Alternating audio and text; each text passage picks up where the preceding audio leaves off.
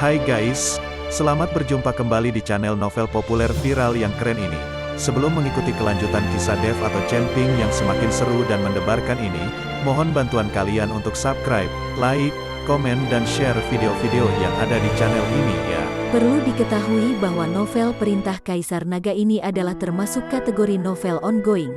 Jadi waktu update dan jumlah bab setiap hari menyesuaikan dengan update dari autornya.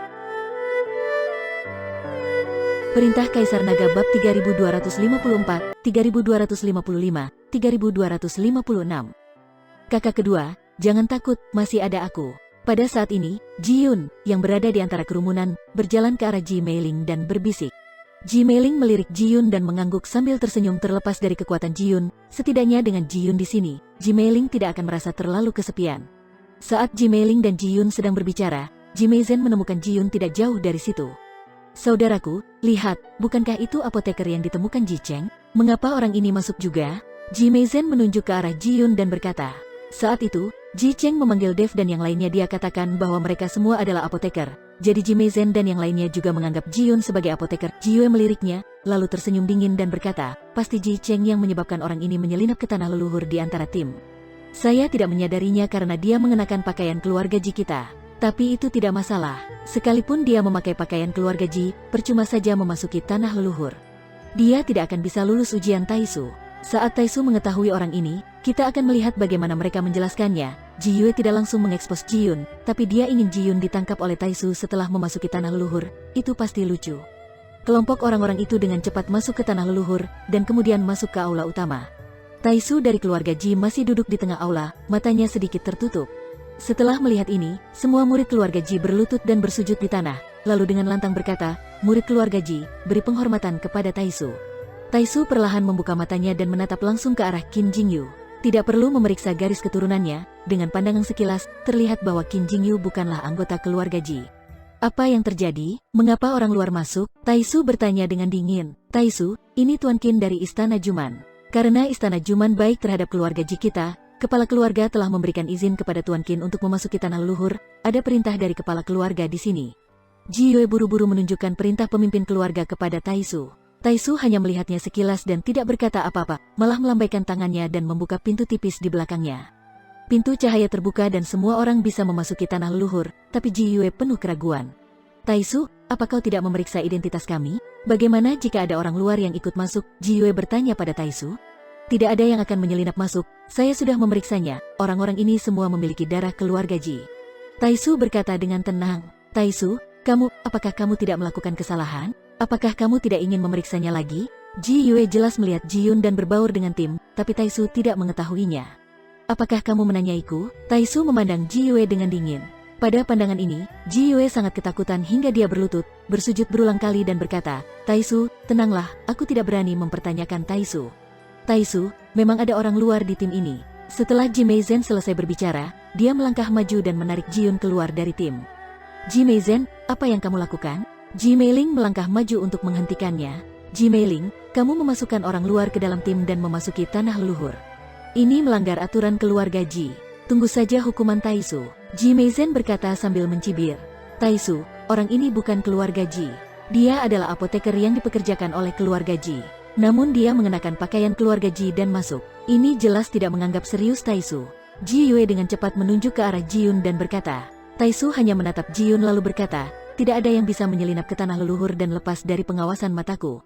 Orang ini memiliki darah keluarga Ji dan bukan orang luar. Apa? Ji Yue dan Ji Meizen sama-sama tercengang.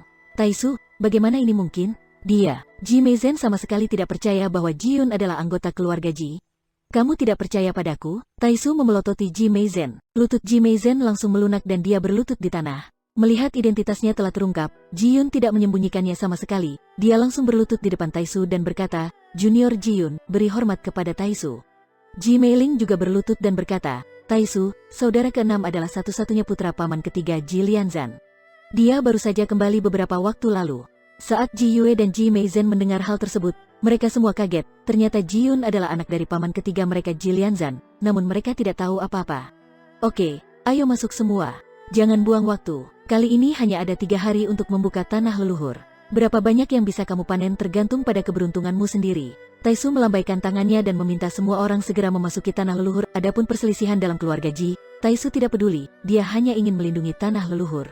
Segera, semua orang melewati gerbang cahaya dan memasuki tanah leluhur. Ini adalah pertama kalinya bagi banyak orang itu memasuki tanah leluhur, jadi mereka sangat gugup. Ji Yun juga sedikit mengepalkan tinjunya dengan wajah yang sangat gugup. Saudara keenam, jangan terlalu gugup. Tidak ada yang menakutkan di tanah leluhur ini. Selama kamu tidak masuk terlalu dalam, tidak akan ada bahaya apapun. Ji Meiling menghibur Ji Yun. Saat semua orang merasakan kilatan cahaya putih di depan mata mereka, pemandangan indah yang dikelilingi pepohonan hijau subur dan pegunungan muncul di hadapan mereka. Banyak orang yang sangat terkejut saat melihat ini. Mereka mengira tanah leluhur ini dipenuhi aura teror dan diselimuti kekacauan. Namun tidak ada yang menyangka bahwa pemandangan indah Gunung Kyungsan jauh melebihi ekspektasi banyak orang. Dan aura di sini berkali-kali lipat lebih kaya dari aura di surga dan dunia manusia, bahkan aura asalnya pun sangat kaya. Hanya saja banyak dari orang-orang ini yang belum membuka ruang asal, sehingga tidak bisa menyadari asal-usulnya. Saudaraku, kamu bilang anak paman ketiga ada di sini, tapi mengapa paman merahasiakannya dari kita? Apakah dia punya niat tersembunyi? Ji Meizen melirik Ji Yun tidak jauh dari situ dan berkata, dia pasti punya agenda tersembunyi. Tampaknya paman ketiga baik-baik saja di luar. Meskipun saudara keenam tidak kuat, namun teman-temannya sangat kuat, terutama Dev. Dia bukan hanya seorang apoteker, tapi dia juga aku bisa mematahkan lengan Tuan Qin. Sepertinya paman itu pasti ingin mengikuti paman ketiga secara diam-diam, dan kemudian bergabung dengan paman ketiga untuk mengusir garis keturunan kita. Ji Yue menganalisisnya dengan cermat. Bagaimanapun, Ji Lianjun pasti memiliki kepentingan egoisnya sendiri dalam menyembunyikan identitas Ji Yun. Jika tidak, dia tidak akan menyembunyikannya.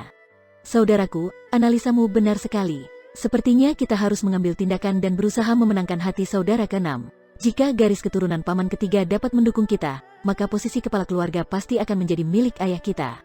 Ji Meizen berbisik, baiklah, ayo pergi ke sana. Ji Yue mengangguk. Segera, Ji Meizen dan Ji Yue berjalan menuju Ji Yun. Saudara keenam, aku benar-benar tidak menyangka bahwa kamu adalah anak paman ketiga. Mengapa kamu tidak memberitahu kami lebih awal? Jika kamu memberitahu kami lebih awal, tidak akan ada kesalahpahaman. Ji Meizen datang dan mendekati Ji Yun. Benar, saudara keenam, kamu memperlakukan kami terlalu seperti orang luar. Sekarang kami tahu identitasmu, kami pasti akan menjagamu. Jangan melihat keindahan tanah leluhur ini, di sini banyak bahayanya. Sebaiknya kamu ikut dengan kami. Kalau terjadi sesuatu, kami masih bisa menjagamu. Jangan ikuti Ji Meiling, dia sendiri tidak bisa melindungi dirinya sendiri. Bagaimana dia bisa menjagamu? Ji Yue juga melangkah maju untuk memenangkan hati Ji Yun. Ji Yue, Ji Meizen, apa yang ingin kamu lakukan? Saudara keenam tidak akan bersama orang sepertimu. Apakah kamu ingin mendapatkan sesuatu dari saudara keenam? Ji Meiling bertanya sambil menatap Ji Yue dan Ji Meizen dengan marah. Ji Meiling, jangan bicara omong kosong. Apa yang bisa kami dapatkan dari saudara keenam? Kami hanya mengkhawatirkan keselamatan saudara keenam. Bisakah kamu melindungi saudara keenammu sendirian sekarang? Bagaimana jika kamu menghadapi bahaya di tanah leluhur ini? Ji Meizen bertanya dengan nada menghina. Aku bisa, meskipun itu harus mengorbankan nyawaku, aku akan menjaga saudara keenamku tetap aman. Ji Meiling berkata dengan marah. Oke, jangan berdebat lagi, kita semua satu keluarga, kenapa repot-repot? Adik kedua sendirian dan relatif kesepian. Sebaiknya aku tinggal bersamanya. Ji Yun memilih untuk bersama Ji Meiling. Namun, Ji Yun tidak banyak bicara, lagi pula dia dan Ji Meiling tidak sekuat Ji Yue dan Ji Meizen, apalagi Qin Jingyu juga bersama mereka. Ji Yun mengatakan ini agar Ji Yue dan Ji Meizen tidak memusuhi dia untuk sementara. Jika tidak, mereka akan menjadi jahat di tanah leluhur dan menyerang dia dan Ji Meiling, yang pasti akan sangat merepotkan. Ji Meizen ingin mengatakan sesuatu yang lain, tetapi dihentikan oleh Ji Yue, dan kemudian berkata sambil tersenyum, saudara keenam, kamu dapat mengikuti siapapun yang kamu inginkan, tetapi ketika kamu menghadapi bahaya, kamu harus menghubungi kami tepat waktu. Terima kasih, saudara kedua. Ji Yun mengangguk, Ji Yue dan yang lainnya pergi, dan semua orang juga berpencar untuk mencari peluang.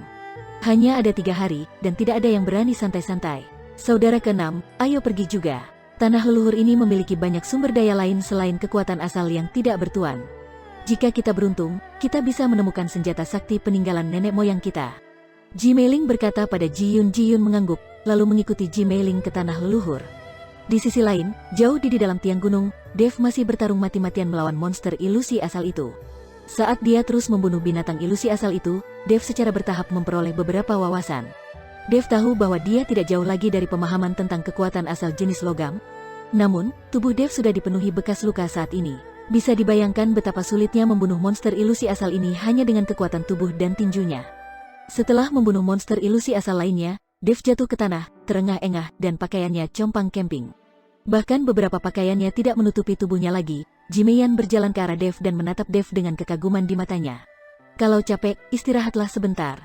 Tanah leluhur akan dibuka selama beberapa hari, jadi tidak perlu terburu-buru. Jimeyan membujuk Dev. Tidak, saya harus memahami kekuatan asal jenis logam ini secepat mungkin. Dev menggelengkan kepalanya dan berdiri dengan keras. Hanya setelah memahami kekuatan asal jenis logam barulah Dev mulai dapat menyerap aura asli Wuzu, dan semua kekuatan asal ilusi, guntur dan kilat, serta kekuatan asal api di tubuhnya semuanya perlu dilengkapi dengan aura asal. Dev harus memanfaatkan waktunya sepenuhnya di sini dan tidak boleh membuang waktu. Tempat bagus seperti ini tidak dapat ditemukan dimanapun. Jimeyan melihat Dev begitu gigih, jadi dia tidak bisa menghentikannya dan hanya bisa mengikuti di belakang. Pada saat yang sama, di pintu masuk tiang gunung, Ji Yue, Jimei-zen dan Qin Jingyu juga masuk. Ada binatang ilusi asal di gunung ini, begitu banyak anak keluarga Ji yang tidak tertarik untuk masuk. Lagi pula, mereka belum membuka ruang asal, jadi tidak ada gunanya masuk. Tapi kali ini Ji Yue dan Jimei-zen menemani Qin Jingyu. Tuan Qin, sebagian besar binatang ilusi asal di sini berasal dari aura jenis logam, jadi kemungkinan Anda memahami kekuatan asal logam sangat tinggi. Ji Yue berkata pada Qin Jingyu, Tuan Qin, binatang ilusi asal ini perlu dibunuh dengan kekuatan tubuh fisik. Anda tidak dapat menggunakan mantra atau senjata magis. Hanya dengan cara ini Anda dapat menyadari kekuatan asal jenis logam secepat mungkin. Hanya saja ini akan sedikit berbahaya, dan seseorang harus kuat secara fisik untuk dapat menahan serangan dari monster ilusi asal itu. Jimei-zen berkata pada Qin Jingyu, hahaha, aku berasal dari klan Istana Juman, mungkin tidak bisa dibandingkan dengan orang lain dalam hal sihir, tapi dari segi tubuh fisik, siapa yang bisa menandingi kami orang barbar? Kami telah melatih tubuh kami sejak kami masih muda. Bahkan jika saya tidak bergerak sekarang, senjata biasa tidak akan bisa menyakiti saya sama sekali. Qin Jingyu tertawa. Baginya, ini hanyalah permainan anak-anak,